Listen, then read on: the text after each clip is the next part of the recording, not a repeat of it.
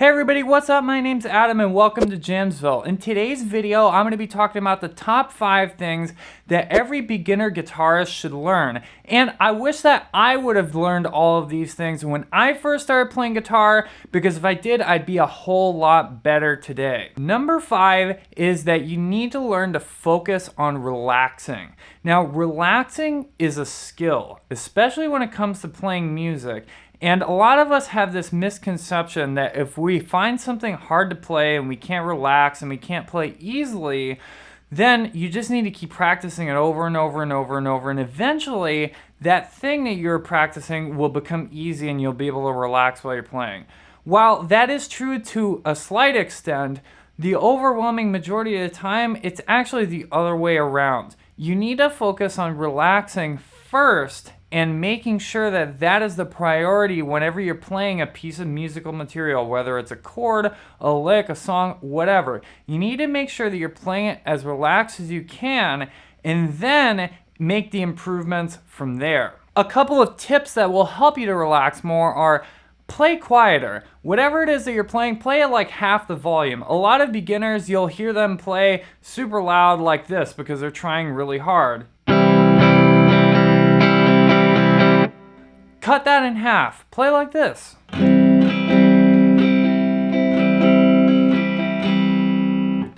That already makes me play way more relaxed because I'm forced to use less effort to play the chords or notes that I want to play. When you're trying to play something correctly, don't try too hard and build up this tension in your body. Instead, use what's called a gentle focus. Focus on playing correctly, but gently. Don't over-tense yourself. The more that you can relax, the better. Trust me, it makes playing way more fun. Number 4 is begin by learning songs all the way through. Whatever song it is that you end up learning, make sure that you learn your first song all the way through, and every other song that you learn it all the way through. I made this mistake when I was a beginner, and I learned, for example, Stairway to Heaven. I learned the chord parts from it, I learned some parts from it, and I learned a little bit of the solo, but I never learned every single part of it until way later so I could play it all the way through.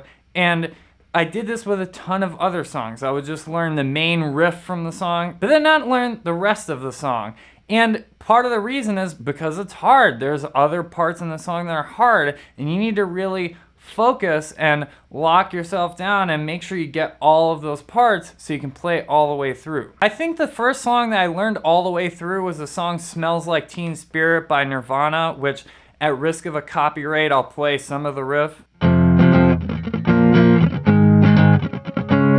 And one of the reasons I think I was able to learn it all the way through is because it's a pretty simple song. There's just that chord riff, then there's one other easy part, and then there's a solo, which is really easy for beginners to learn too. Plus, Nirvana was like hands down my favorite band, especially when I was in middle school. I just listened to them all the time, and I was really inspired to learn those songs. Number 3 is learn all of the notes on the fretboard. Now, a lot of guitarists, they either A, never learn the notes on the fretboard, and it really limits them, or B, they end up learning the notes on the fretboard way on down the line when they're way past the beginner stage. Maybe they're in an intermediate or even advanced stage where they're playing fast stuff. And they realize once they learn the notes on the fretboard, the world of possibilities that it unlocks for them in terms of being able to play solos and just understanding music way better. And they go, oh man, I wish that I would have learned this a long time ago, which is exactly what happened to me. I wish that I would have started learning the notes on the fretboard right from the beginning, and I would just be so much better right now if I would have done that. The best part about it is that it's really not that hard, and I've created a system that will help you step by step, right from the beginning, learn all the notes and be able to master the fretboard from the beginning. It's called the Jamsville GPS Fretboard Fundamentals course. And essentially the course is based on learning notes on one string at a time, sort of like this.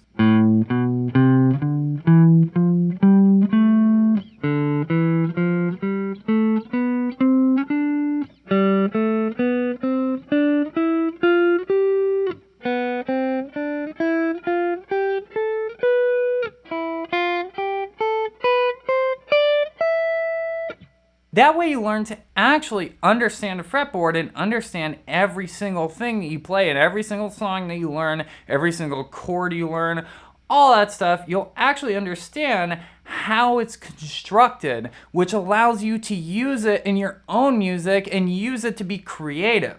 Plus, learning on single strings is much better because you're not limited to positions and just thinking about patterns. You start learning to move all over the guitar fretboard right away instead of being stuck like most people are for a long time until they finally start to break out of those boxes and positions. So if you want to check that course out, make sure you head on over to jamsville.com, or you can check out the link in the description below. Number 2 is start improvising right away, right from the beginning. Especially if you want to be a modern guitar player who knows how to improvise solos right on the spot and be able to play songs instantly and be able to fit into musical situations instantly, you gotta learn to start improvising. And this is one of the reasons that I love jazz guitar so much, is that that's kind of the basis of it all. In jazz, really, is improvising. But you need to know this for pretty much every modern genre, including rock, metal, R&B, funk. You need to be able to improvise stuff because nobody's going to hand you a piece of sheet music like a classical musician where you just read every single note. No, you get simplified versions of songs where you get some chord changes and then that's it. You got to be able to make music with that. But the really cool thing is that you can improvise with literally anything you learn. Any chord that you learn in the beginning stages. For example, you take like a D chord. This is one of the first chords that I teach any beginner guitar players, the D chord. Well, we can do all kinds of things with this. We can pick out the notes in the chord and play them separately and try to figure out different combinations.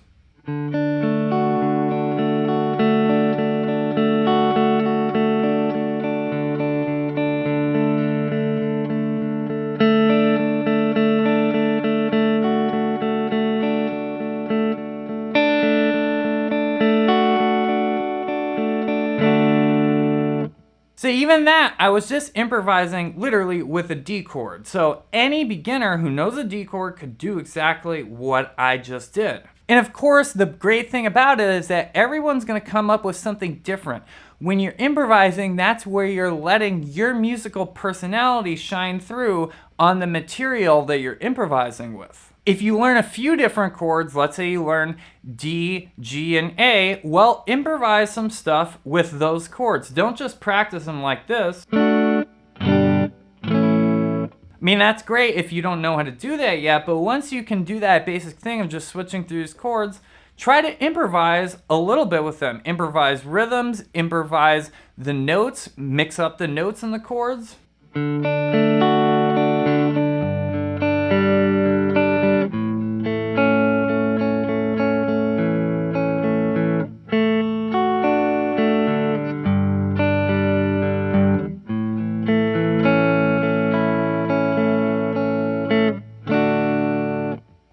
Even something super simple and basic like that is just going to be so good for your creative mind to be getting in that mindset of taking something and improvising, having a part of it that you're making up on the spot. And that transitions us into the most important thing that all beginners should learn is, number 1, rhythm is everything. Rhythm is everything. Rhythm is the most important thing ever in music. Like, I don't know how many different ways I could say it. Rhythm is way more important than any chords, any scales. It's just way more important. And the reason why is because if you play with good rhythm all the time, then everything you play is going to sound good. Now, if you play with bad rhythm, everything you play is pretty much going to sound bad. And that's the key to improvising stuff that sounds pretty good, is making sure that you're prioritizing the rhythm at all times. So for example, here's some improvising with bad rhythm.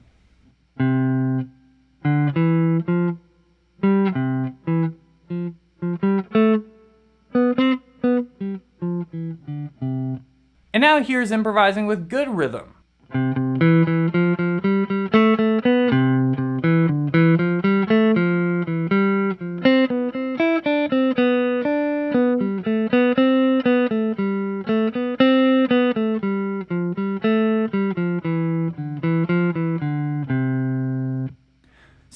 I was using the exact same notes in both of those improvisations. I was just using a C major scale. There was no wrong notes in either of them, but the one with the bad rhythm sounded horrible. It was really bad, and all the notes were fine. There was nothing wrong with the notes at all, but there was no time, no rhythmic ideas, and it was just a bunch of nonsense. But on the other hand, the other thing had pretty decent rhythm, and you were able to hear some ideas shining through, and the whole thing just kept flowing and kept going, and it never felt awkward or like it was just going nowhere. That's subjective, but it sounded way better than with bad rhythm. Bad rhythm is bad. Head on over to Jamsville.com to check out the Jamsville GPS Fretboard Fundamentals course, and if you like the video, make sure you drop a thumbs up down below. Really appreciate that. And until next time, listen, learn, and jam.